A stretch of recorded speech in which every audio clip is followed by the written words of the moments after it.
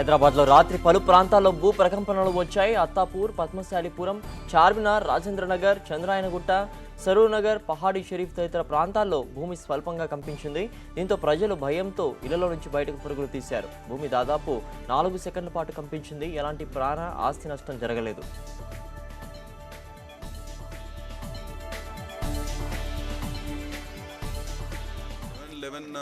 మధ్యలో ఒక 4 to 5 seconds భూమి కదిలినట్టు బాగా అనిపించింది.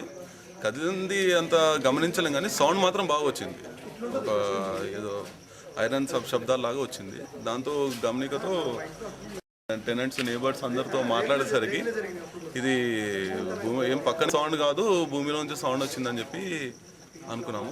బాగానే వచ్చింది. 4 to 5 seconds వరకు వచ్చింది. అది ఈ ఒక మళ్ళీ ఒక 5 minutesలో ఈ యొక్క భూమిలో నుంచి ఒక భయంద శబ్దం ఏదో విధంగా ఒక భయంద శబ్దంగా వచ్చింది. అందరూ కూడా అలర్ట్ అయిపోయి బస్సువాసం అందరూ కూడా అలర్ట్ అయ్యి చూస్తే అది ఒక ఇదొక శబ్దం మాకందరికి. కొట్టపల్లి ప్రాంతంలో ఉంటాను. ఇక్కడ ఒక భయంకరమైన సప్పుడు వచ్చి అంతా అదిరిపోయింది. మొత్తం బస్తీలో మొత్తం పరేషాన్ అయ్యారు. ఏదో భూమిలోకి వెళ్ళి ఉరికినట్టు అయింది. మొత్తం అదిరి సామాన్లన్నీ కింద పడ్డాయి, టీవీలు పడ్డాయి, కుర్చీలు పడ్డాయి. పనుకున్నోళ్ళు బెదిరి లేచిరు. మొత్తం బస్తీ మొత్తం పరేషాన్ ఉన్నది.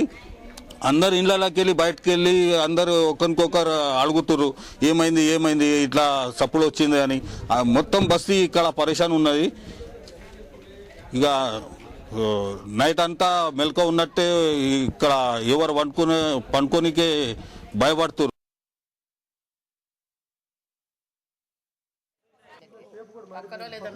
దీనిపై పూర్తి వివరాలు మా కరెస్పాండెంట్ జోయల్ అడిగి తెలుసుకుందాం. జోయల్, చెప్పండి, నిన్న రాత్రి హైదరాబాద్లోని పలు ప్రాంతాల్లో భూకంపాలు చోటు చేసుకున్నట్టు తెలుస్తోంది. దీనికి సంబంధించిన వివరాలు ఏంటి? 11 గంటల ప్రాంతంలో రాజేంద్ర నగర్ పరిసర ప్రాంతాలైన పాండురంగ నగర్, తేజస్వి కాలనీ, కాటగాన్ ఈ ఏరియాలలో భూమి స్వల్పంగా కంపించిందని ఇక్కడ స్థానికులు చెప్తున్నారు.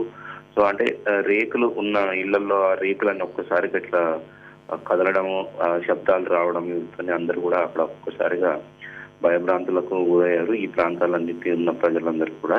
సో అంటే 11 అంటే కొద్ది నిమిషాల పాటు, అంటే కొన్ని నిమిషాలు కాదు కొద్ది సెకండ్ల పాటే ఈ భూమి కంపించినట్టుగా వాళ్ళు చెప్తున్నారు. కాబట్టి అసలు ఈ ప్రాంతం ఏదైతుందో ఇది అంటే ఎర్త్ క్వేక్ జోన్ లిమిట్స్ లోకి రాకుండా కూడా ఇట్లా ఎలా జరిగిందని వాళ్ళందరూ కూడా భయాందోళనకు గురయ్యారు. రాత్రంతా కూడా సరిగ్గా నిద్ర కూడా పోలేదు వాళ్ళు.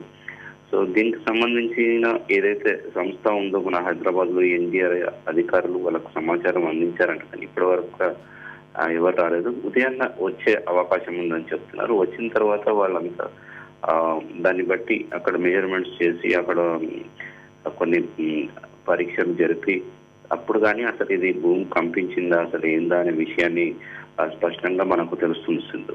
Okay Joel, thanks for the updates.